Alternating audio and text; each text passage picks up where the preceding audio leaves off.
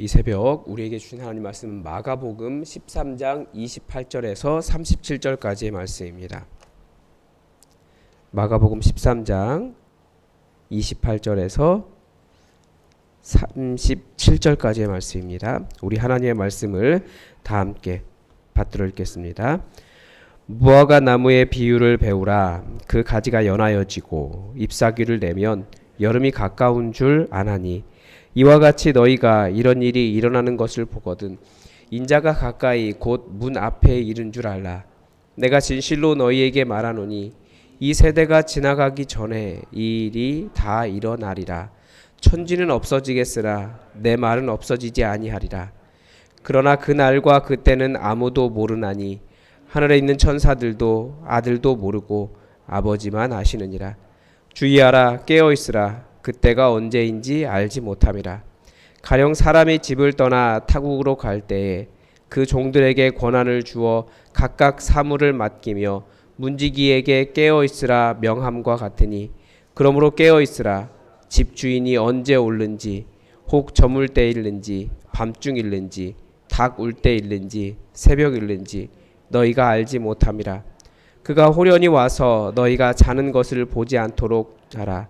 깨어 있으라. 내가 너희에게 하는 이 말은 모든 사람에게 하는 말이니라 하시니라. 아멘. 우리 시대의 신앙에서 사라진 아주 중요한 이슈가 한 가지가 있습니다. 바로 종말입니다. 아마 목회자가 잘 설교하지 않기 때문일 수 있습니다.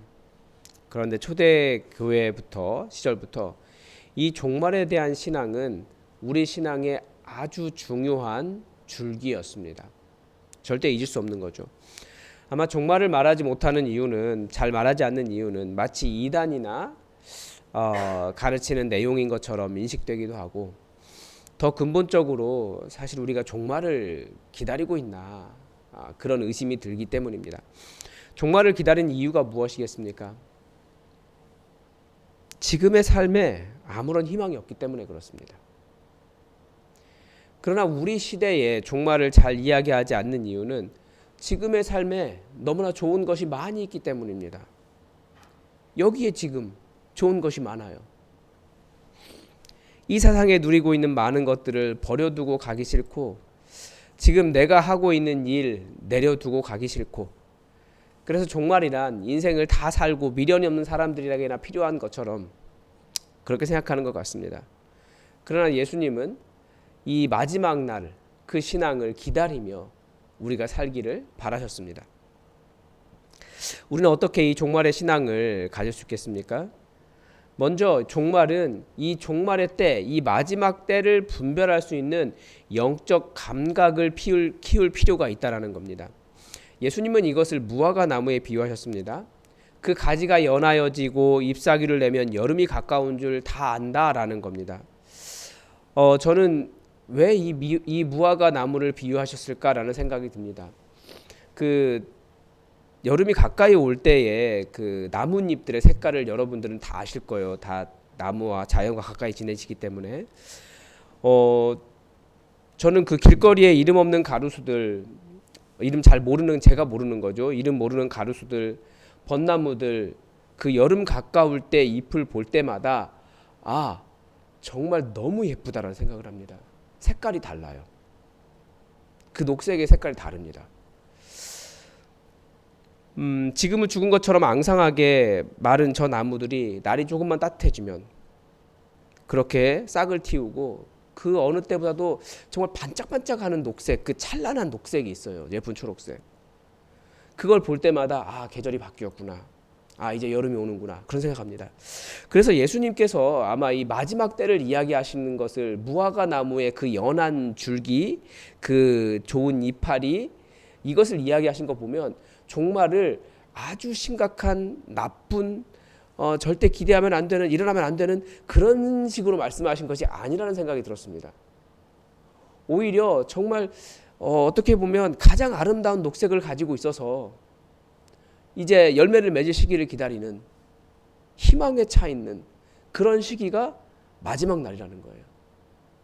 그러니까 예수님은 우리에게 바로 그날을 기대하라고 하신 거죠. 그러니까 그 종말이라고 하는 것은 우리가 맞아들이기 싫고 뭐 해가 어두워지고 달이 떨어지고 달도 어두워지고 천체가 흔들리고 그래서 무서운 날이 아니라 오히려 하나님의 영광 예수 그리스도께서 다시 임하시는 그 날이기 때문에 우리는 이제 여름이 오는구나.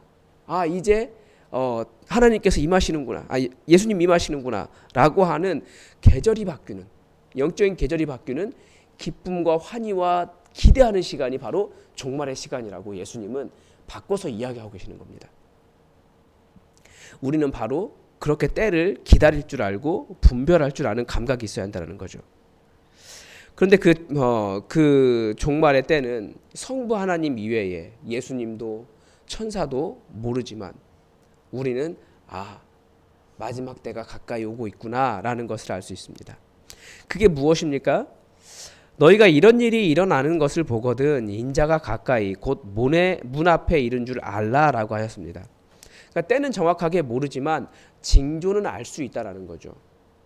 그 징조가 뭡니까? 우리 다 알고 있어요. 난리가 소문이 나고 여기 이미 그 이스라엘 성전이 무너지고 지진과 전쟁과 성도들의 환란이 극심할 때입니다.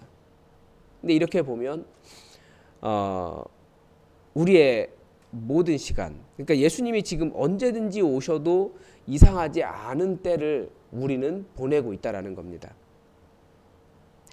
주님께서 승천하시고 언제 다시 오셔도 이상하지 않을 시대를 우리는 살아가고 있습니다. 그래서 예수님은 이렇게 말씀하십니다. 천지는 없어지겠으나 내 말은 없어지지 아니하리라. 내가 반드시 올 것이다. 다시 한번 우리는 여기에서 제자도를 알 수 있습니다. 제자도란 주님 다시 오신다는 것을 기억하고 언제 다시 오시든지 깨어서 그 징조를 살피며 주님 맞이할 준비를 하고 있는 사람들이 제자라는 겁니다. 주님이 다시 오신다는 것을 알면 제자는 어떤 삶을 살아가겠습니까? 이 종말 신앙이 우리를 달라지게 합니다.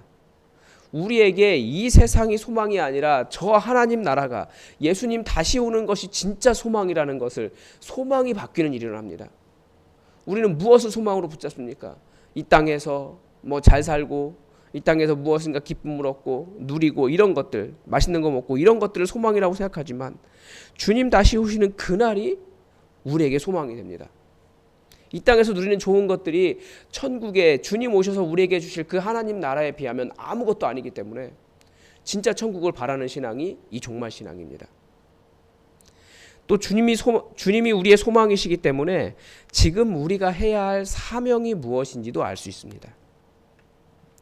이 세상 살이가 소망인 사람은 이 세상에서 잘 사는 일에 자신의 목표를 둘 것입니다. 그러나 제자는 주님 다시 오시는 그 날이 소망이기 때문에 오늘 주님께서 나에게 맡기신 일이 무엇인가? 내가 복음 전해야 될 사람이 누구인가? 나는 어떻게 공동체를 섬기며 어떻게 나를 내려놓을 수 있을까? 그 종말적인 삶을 살아간다라는 겁니다. 그리고 제가 보니까 종말적인 신앙은 지금에 있는 여러 가지 작은 일에 흔들리지 않습니다. 그래서 예수님은 종말 신앙은 어떠해야 되는가를 한 비유를 통해서 가르쳐 주셨습니다. 예수님은 이 비유를 통해서 그러므로 주의하라, 깨어 있으라 라고 말씀하셨습니다. 사람이 집을 떠나 타국으로 갈 때, 그러니까 주인이 집을 떠나 타국으로 가는 거죠. 각 종들에게 권한을 주어 각각의 시무를 맡겼다. 그리고 문지기에도 깨어 있으라 라고 명과 같다라고 하셨습니다. 주님께서 반드시 오신다고 말씀하신 이유는 주님이 오셨을 때 우리의 신앙이 그 맡겨주신 사명의 자리를 떠나 있지 않고 잠을 자고 제대로 서 있지 않도록 제대로 서 있지 않는 모습을 보지 않도록 미리 경고하신 것이다. 이렇게 볼 수 있습니다. 어떻게 하는 것이 제자로서 잠을 자고 있는 것입니까? 예수님은 다른 평행본문에서 이 문제를 조금 다른 각도로 조명하셨습니다. 그러니까 기본적인 주기는 똑같은데 청지기가 어떻게 하는 것인지를 말씀해 주십니다. 악한 청지기가 있어요. 다른 종들 때리고 일한 품삯을 주지 않는 겁니다. 그게 자기가 맡은 일인데. 그러니까 자기만 잘 살면 된다는 거죠.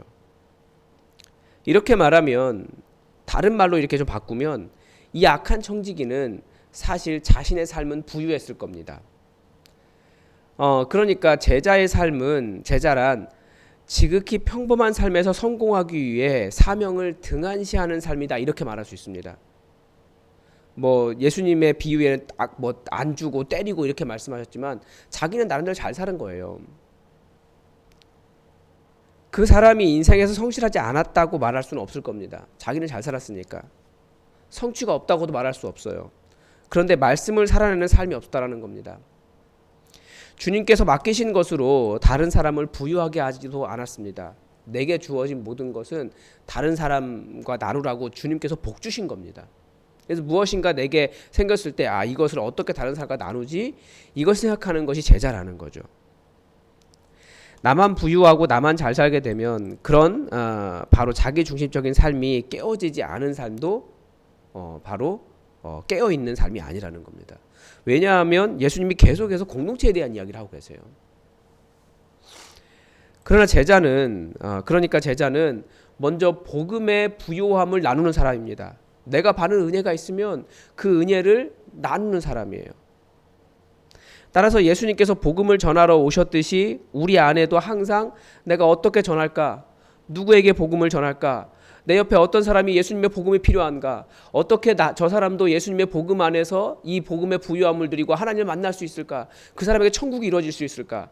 고민하며 그 사람에게 복음을 증거하는 삶이 깨어있는 삶입니다. 또한 예수님께서 항상 공동체를 세우셨듯이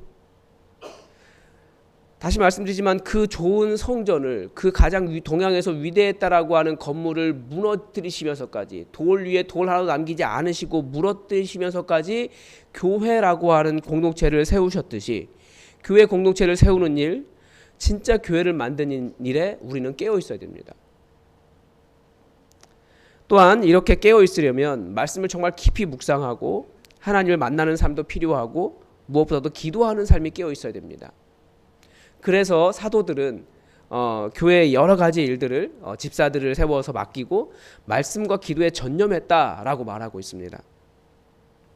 우리는 이 모든 일을 다 우리 주님께서 하신 일에서 볼 수 있습니다. 다 우리 주님 따라가는 거예요. 그러니까 예수님의 일상이 바로 우리의 종말적인 삶입니다. 여러분, 주님께서 우리에게 깨어있으라 주의하라고 말씀하신 거예요. 주님은 반드시 오십니다. 오늘 오실 수도 있어요. 언제 오셔도 이상하지 않습니다. 그런데 오늘 마지막 구절에 따르면 이 말을 하시는 이유는 모든 사람에게 하시는 말씀이다 라고 가르쳐 줍니다. 그러니까 단지 예수님 시대뿐만 아니라 그 예수님 시대의 제자들뿐만 아니라 앞으로 오고 올 많은 모든 제자들에 대해서 나아가 우리에게도 주시는 말씀입니다. 그러니까 생각보다 좀 늦게 올 수도 있어요. 몇 세대가 더 와야, 더 지나가야 예수님 오실지 잘 모르지만 주님은 반드시 오신다라고 말씀하셨습니다. 우리가 지금 예수님 언제 오셔도 이미 징조는 주님 오실 그때가 다 되온 것 같아요. 언제 오셔도 이상하지 않은 시대를 살고 있다라고 우리에게 분별하라고 가르쳐 주십니다. 여러분, 바로 오늘이 주님 오셔도 되는 날이다라는 것을 기억하면서 이 땅에 얽매여 있는 사람이 아니라 주님 예수 그리스도의 삶에 얽매여 있는 진짜 제자의 삶을 오늘 살아갈 수 있기를 바랍니다. 오늘도 하나님의 뜻이 우리에게 이루어지기를 주기도문으로 기도하겠습니다. 하늘에 계신 우리 아버지, 아버지의 이름을 거룩하게 하시며 아버지의 나라가 오게 하시며 아버지의 뜻이 하늘에서와 같이 땅에서도 이루어지게 하소서. 오늘 우리에게 일용할 양식을 주시고 우리가 우리에게 잘못한 사람을 용서하여 준 것 같이 우리 죄를 용서하여 주시고 우리를 시험에 빠지지 않게 하시고 악에서 구하소서. 나라와 권능과 영광이 영원히 아버지의 것입니다. 아멘. 여러분, 계속해서 우리 이번 주일에 있을 직분자 선거를 위해서 여러분 함께 기도해 주십시오. 정말 우리 교회에 기둥 같은 일꾼이 세워질 수 있도록 함께 기도해 주십시오. 그리고 하나님께서 항상 사람을 통해서 하나님의 일을 하시는데 우리 교회 모두가 우리 성도들 모두가 하나님의 일을 위해서 제가 여기 있습니다. 제가 가겠습니다. 그렇게 헌신하며 수고하는 사명자들 될 수 있도록 우리 교회의 사명을 위해서도 기도해 주시고 우리 교회가 오늘도 깨어서 복음 전하는 교회 될 수 있도록 여러분 모든 성도를 위해서도 기도해 주십시오.